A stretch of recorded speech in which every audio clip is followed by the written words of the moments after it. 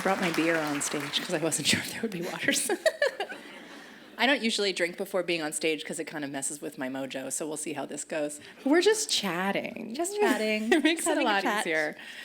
Last time Jessica and I were together was in Birmingham, Yes, in the UK. and I encouraged you to buy a shirt.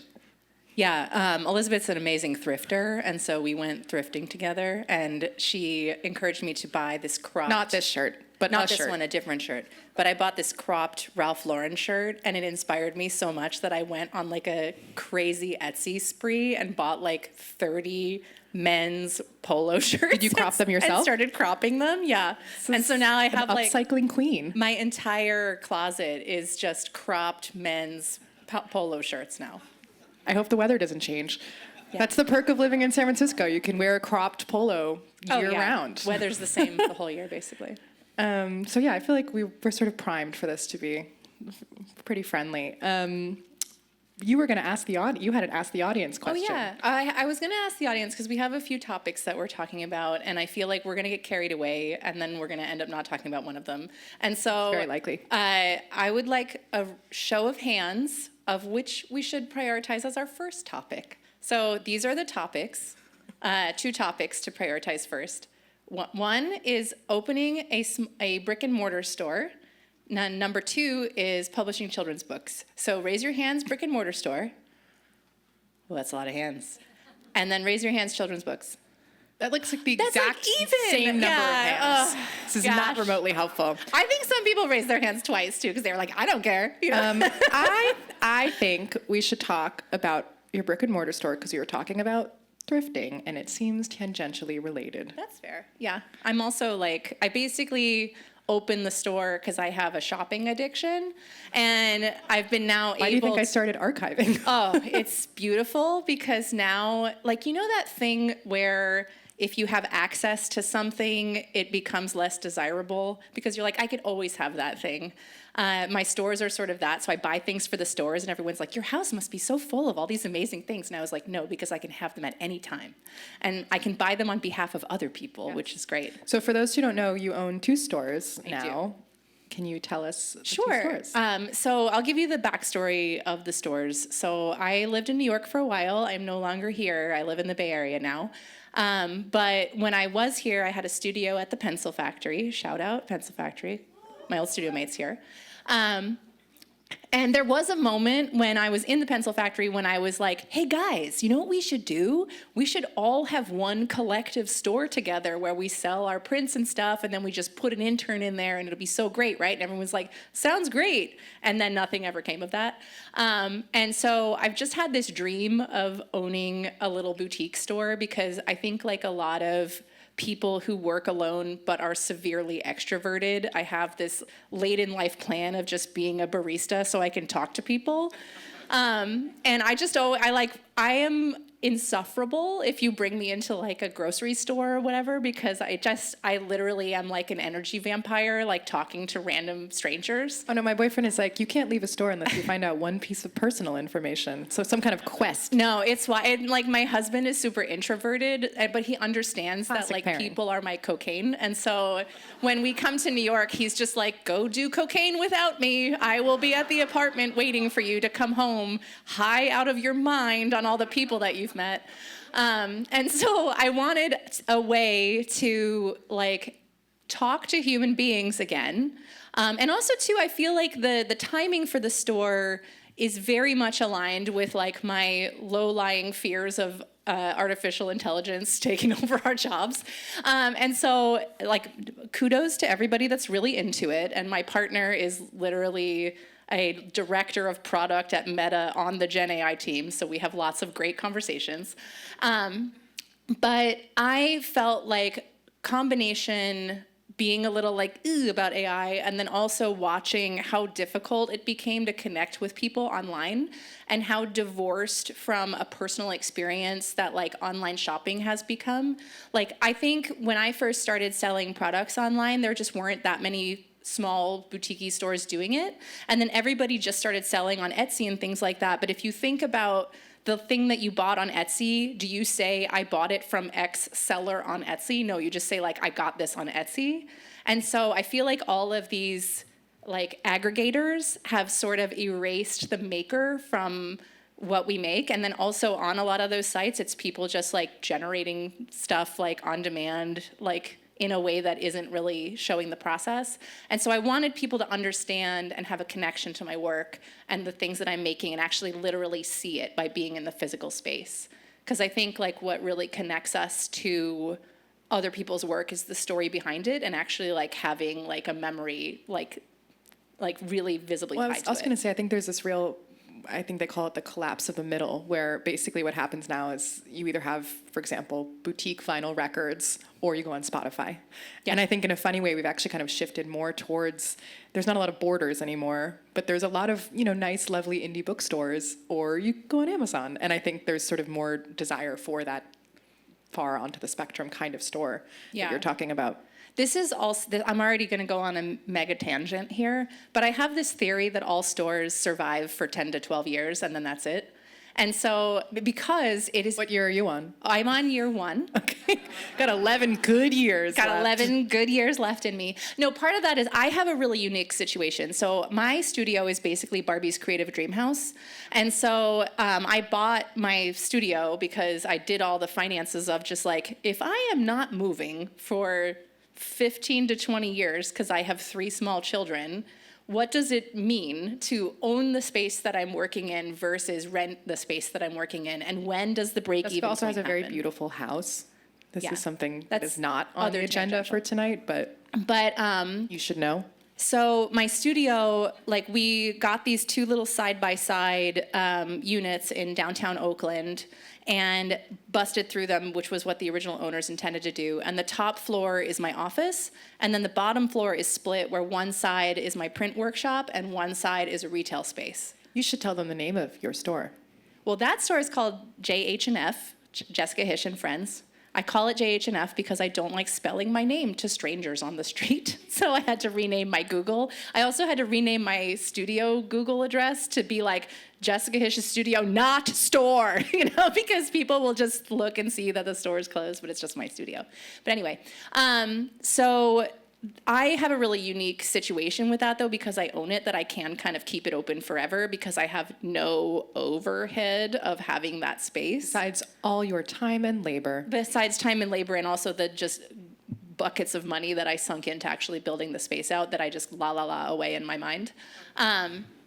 But my second store that I have came out of it, and that one has a lot of overhead. So that one, hopefully, I'll turn into some other business. But if not, it will have. And its that one 10 you to said 12 is in year. like a small kind of like nook kind of. You described it to me at some point. That Oh, it's yeah, this yeah, area that. So what happened is I trademarked a name for my original store, and that name was Drawling, which is how Philadelphia people say drawing. Because I went to college in Philly, and I had a really funny exchange with my college friends where they were saying drawing as drawling, and I was like, it's drawing, and they were like, that's what I'm saying, and they just like couldn't even hear it. And what's amazing is I'm listening to Patti Smith's book right now, and she says drawling, and I'm like, this is kismet. It's amazing.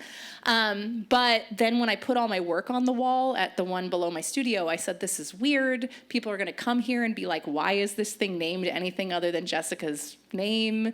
Also, it's definitely a destination store. No one comes there unless they're coming to like visit me specifically. But I had spent like 10 grand, like, you know, doing naming and all that kind of stuff and trademarking. So I was like, well, I guess I have to open a second store now. And that's why that's happening. And then also because Drawling just worked so well for kids stuff. And so I opened that store. Yeah. I'm playing SEO here. That store, Drawling, sells children's books and yeah, it's an drawing all ages supplies. art supply store, but it's mostly kid geared. But yeah, so I basically treat it though like it's one store split between 2 locations because it's all like one inventory. One ethos. Yeah, one ethos, and I'm the only one doing it all, so. So are you making things specifically to go into the stores, or how much are you sort of curating items versus producing things? Yeah, I mean, I'm definitely producing things. I make a lot of prints, like so. I feel like I can own my title as printmaker now that I'm 40 years old, and I've never owned that title before. But I do a ton of printing. I do letterpress printing. I own a Vandercook. I have a Too Many Drums Rezo setup. I also have like a foil stamping machine and a Glowforge and a whole bunch of other stuff. I basically just, anytime my business makes money, I buy tools for myself to make things. So I feel bad saying this, but one of the reasons I teach at RISD is that I get access to all of the equipment that there. is not a bad, I mean, I was just talking about Sorry wanting to to my RISD teach so that students. I can have people to work in my stores. That would be like the whole reason. I'd be like, oh, you're 22 and want to be an intern? Can you please work in my store? But anywho, but yeah, so I sell my own prints there, and I use the store below my studio as sort of like a test kitchen for things that I want to make in small supply, because putting things online involves like actually making a fair amount of them and investing in that, and then photographing them and dealing with like finding the right packaging and all this kind of stuff. And sometimes you just want to make a thing that might not be very popular. And so the store becomes this place where I can make like 5 of something and then see if It's anybody also likes nice just have, I think, increasingly things that are only available in person. Yeah. I think it gives more motivation for people like to show up. Yeah, it's kind of that thing too, like, you know, when you're trying to sell something, like you're having a garage sale and there's this piece of furniture that's very special to you, and you're like, this piece of furniture is $1,200, and then someone comes up and is just like, I love this, and you're like, it's yours. $1, you know, like you'll just give it to the person that like seems to care about it. And I like having those sorts of things too, where I just like give everything away to people that like are showing any sort of enthusiasm. And so with the drawing store, I feel like that one also obviously is related to you being interested in like children's books and children's materials and having kids. Like, do you feel like that store felt a little more personal in some way compared to the other one? I think drawing mostly came about for a few reasons. For one, when you're a parent, you end up wanting to make things for kids because you're just like, all of this is garbage. And then like all of a sudden everything that you want to do is like making cool kids whatevers. But then your kids grow out of that thing and you're like, oh, thank God I didn't start a business about making baby things because I'm no longer interested in babies anymore. But when you have little kids, like everybody's going to birthday parties and whatever, and like all the nice, evolved, smart parents have these like no presents please rules, which is very nice because then you're not like accumulating a bunch of junk. But no one's ever mad about art supplies. You know, like, oh, another set of markers, no big shakes. So I wanted to make like the birthday party proof store where also like if you're going to buy a present for another child, bringing your child into a store is dangerous territory because that child's like, well, I also deserve a present for no reason at all. And so, but people can come into my store and there's no toys. Everything that's in there is a thing that helps you create. And that's like, it has to be that in order to be in the store. So there's absolutely no toys, no slime, no nothing like that. And so parents can feel okay sort of being like, fine, here's a pen to their kid. What do you find the kids are most drawn to? Because I remember when I was a kid, I loved gel pens, which are just very much dating myself as a 90s kid. But I don't know, like, are gel pens still a thing, or have we moved on to a different type of trendy Well, there's pen? these like wiggly pens that adults and kids both love. When you say wiggly, can you describe this? Yeah, so it's like, you know, these like Japanese brands that make a ballpoint pen, and on the top it's like a jelly whatever that moves around. And I have so many of them. I can understand the compulsion. The biggest hit though, the biggest sleeper hit has been this pen that looks like an ear of corn. Those things just fly off the shelf. Everybody loves them. Like, People oh my God, a yearn for corn trouble. pen? I never knew I needed this. And I'm like, my mom works for my shop and she's like, why the corn pen? And I'm like, it's delightful, you know? That's not surprising to me. I feel like that is, everybody loves stuff that looks like other stuff. I used to have I had a cigarette pen. Yeah, they still make those, They do, but I don't but buy those maybe- from my store. Yeah. I can understand. I did when I was like 12, I would take pictures for like MySpace being like, yeah, I'm smoking this cigarette. One of the big theme for my downtown. No response from Jessica on that one. She's like, yeah, my kids are not I doing used to that. do that. My mom was like a 2 packs a day smoker, and so I'm definitely going to have some sort of secondhand smoke disease later in life, and so great. But Cut out the middleman. But one of the big themes for the downtown store, which is the one below my studio, is that everything that's in the shop that's not artwork or books has to have both beauty and utility. That's like the big theme, because I just like feel like so many beautiful designy shops are just full of tchotchkes.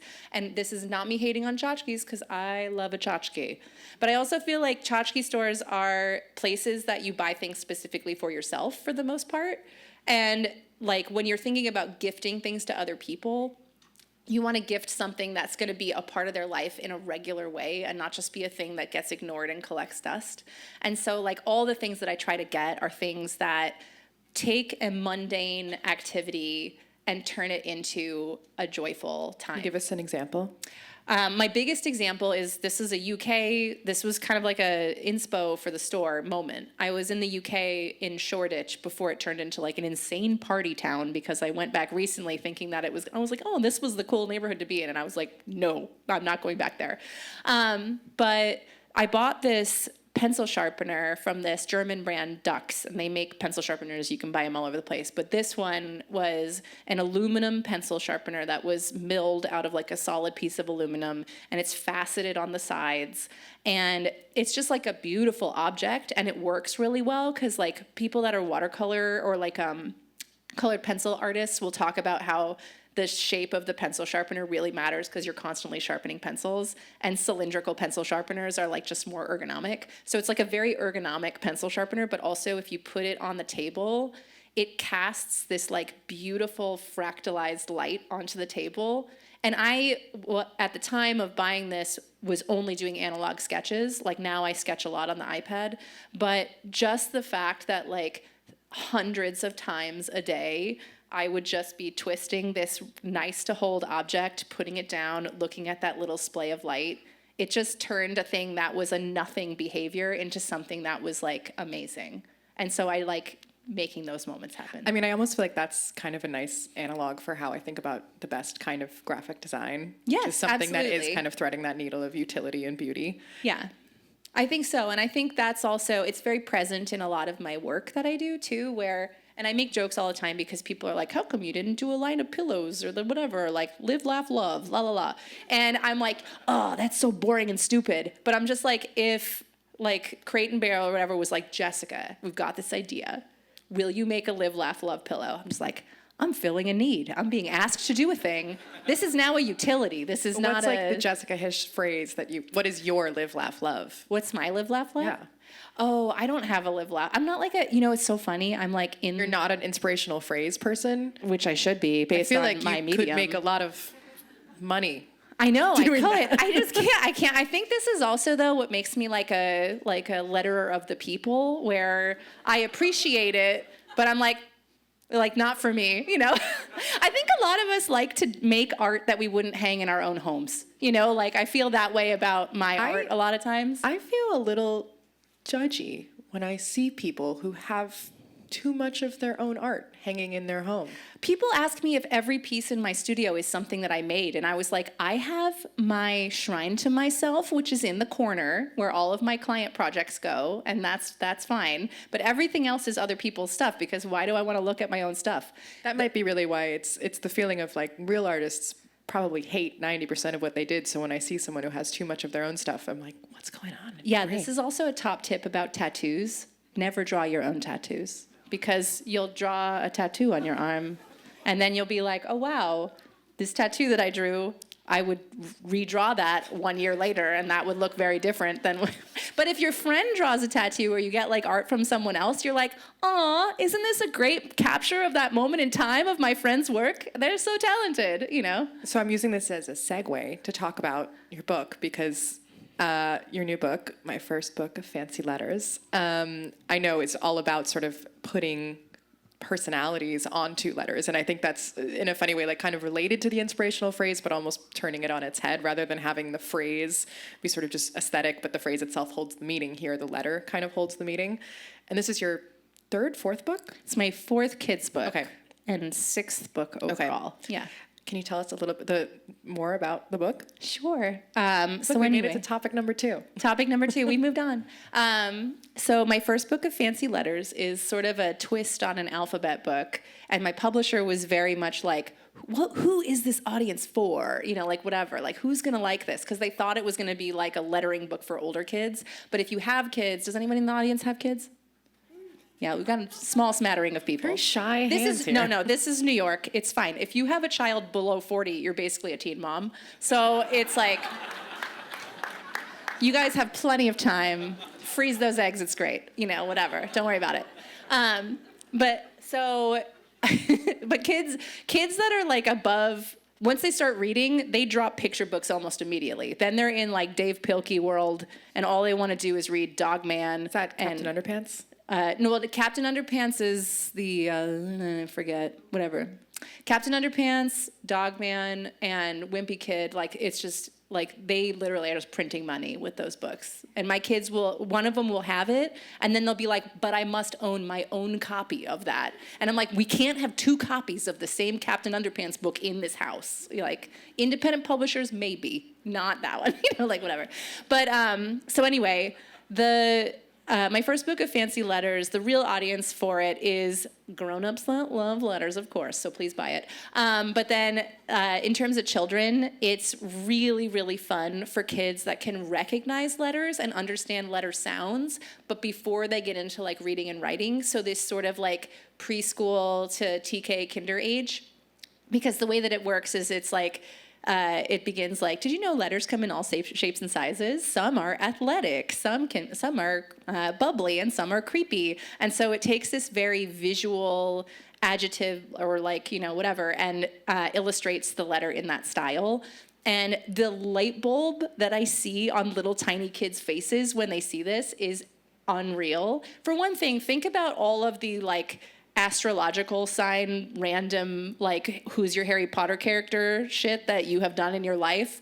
The kids go through this book and go, well, G is my name because I am George, but I'm not really that one because I'm more of a unicorn, like whatever. And so they're just like doing their Myers-Briggs with my book, basically.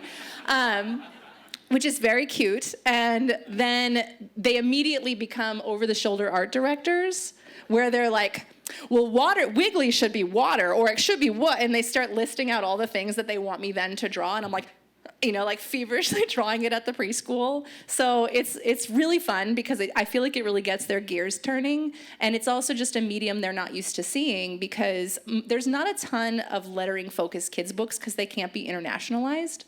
And that's something that you sort of think about when you're making kids' books is like, how is this going to translate into other languages and things like that? So not all publishers are brave enough to want to publish a lettering-driven book, but it's fun when they do. I was gonna say, my stepmom teaches kindergarten in the Bronx, and I used to go in for like career day, and I would do a lecture about typography, and one of them was putting the word Halloween in like curls, and then putting it in like a creepy font and explaining to them like, you're all already typographers. You don't know it, but you know that like this looks wrong and this looks right to you. And it is similarly also showing them the FedEx arrow. Oh, the arrow, the FedEx like, arrow. Oh just my God, slaps like for every age.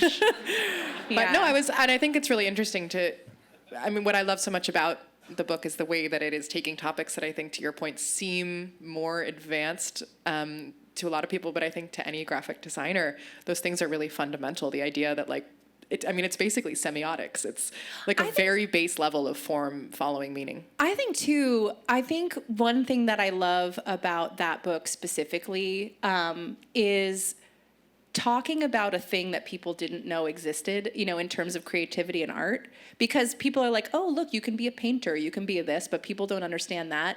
And I feel like we all probably had that moment when we found out about like a really niche design or creative profession where you're like, oh my God, there's people like that just stylists. Do that. Yeah, like for me, when I was working for Louise Feely, she would commission illustrators a lot for different projects. And there was like a guy who was an illustrator that she would hire for projects sometimes. And this guy only drew chocolate.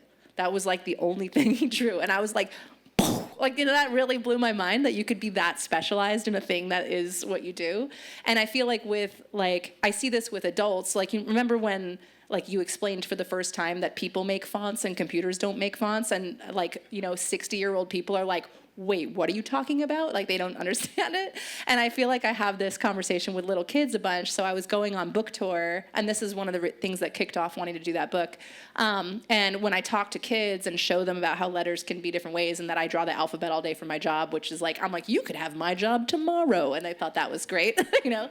But I would have the kids that had lettering on their shirts stand up.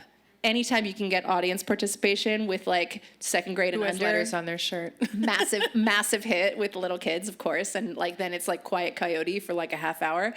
But I would be like, look around, and do you see just how different all of these different letters are? You know, like, you might have an A on your shirt and you have an A on your shirt, but they're totally different from each other, but we can still tell that they're an A. And they're like, you know, and then all of a sudden, like, parading themselves around the school. And so, I don't know, I just really like making people notice things, you know, like just pointing things out that they wouldn't have otherwise noticed. And I think that's a theme in the store, too, is just like, can you believe that someone put this much attention into this thing, and that now this thing that you would have totally ignored is now like an essential part of your day? There used to be a store in New York called CW Pencil Enterprise that was just pencils. And they were probably open in that 9 to 12 year window. Yes. But I remember going in there, and there's something really magic about talking to someone also who's very excited about that thing. Yeah. Where you could go in and say, oh, I'm writing a grocery list. And she'd say, well, this one doesn't smudge. And, you know, those little details, I think, are what make it so special. I think also that ties to what we do in terms of interfacing with clients. You know, like, I do the majority, I'm not a person who like makes all their money from these stores. Like, maybe they make some money, that's nice, but not anything significant. Like, kind of like badly paid intern money, not like pay your mortgage money. And but my client work is really what keeps everything afloat. And one of my favorite parts about client work is actually like giving clients the vocabulary to talk about the things that we're doing with people that don't understand what we're doing. And like that, so then the person who goes to that pencil store comes in, they get told this one doesn't smudge when you're this, or this is good for left-handed people or whatever. And then for the rest of their lives, they are advocating that specific thing to so many people, because we all love sharing those little factoids. It just makes you feel like $1 million when you're like in a crowd full of people and like, did you know? You know? No, I remember I was giving a client presentation, and I had another designer in it with me, and I was talking the client through all of the typefaces I had chosen and explaining why I had, you know, paired these two together. And at the end of it, the designer who was with me was like, oh, I never told my client the names of the typefaces because I figured they didn't really care. And I was like, well, then how do they know what they're paying us for? But I think there's a lot of that, which is like, I'm sort of almost like karma for the next designer a little bit. Yeah, no, it's great. And there was this whole thing that I think we're kind of over now, where all graphic designers were just like, a little bit of knowledge is dangerous. I hate it when clients like think they know what they're doing or like whatever. And that's such bullshit, because like, you should never be denying people knowledge as a part of working with you, because that's actually just a lack of trust in your own ability to like sell through your stuff. And so, like, whenever anybody says that they're, like, mad that someone knows too much about things, I'm just like, seems like you're not the best communicator then, and can't wrangle the room, you know, like, whatever. But I would say, do you find, like, within your client work, like, people have more knowledge of typography than previously, you know, in past years? Because I think typography is now such a more well-known sort of subject amongst the general populace than it used to be. I think a lot of my clients expect me to have like an encyclopedic knowledge about fonts, but because I draw all of my own letters, I'm actually not hip to like all of the fonts. Because I'll see they'll be like, oh, can we do this in like a high contrast, slightly vintage style or whatever? And I'm like, yes. And then I just start drawing it. I'm not like looking up what are all of the available typefaces in that style and like buying them and having whatever, all of the knowledge in the world about it. So usually when people are like wanting to have like the let's talk fonts talk, I'm just like, not a graphic designer, guys, you know, like whatever. But then I have to recommend people that are the crazy font nerds to them for that if they want to have that experience, because I'm like, that's not me. I think we're at time, actually. I know it feels like we just sat down. Flew through that, yeah. Thank you so much for your amazing thoughts on everything. Yeah. And my new book comes out in October. Buy the book. I will be back again. I'm speaking at a conference called Creative Works, and we're going to try and have some sort of public thing with that as well. So see you again in October, maybe. That'll be really fun. Thank you.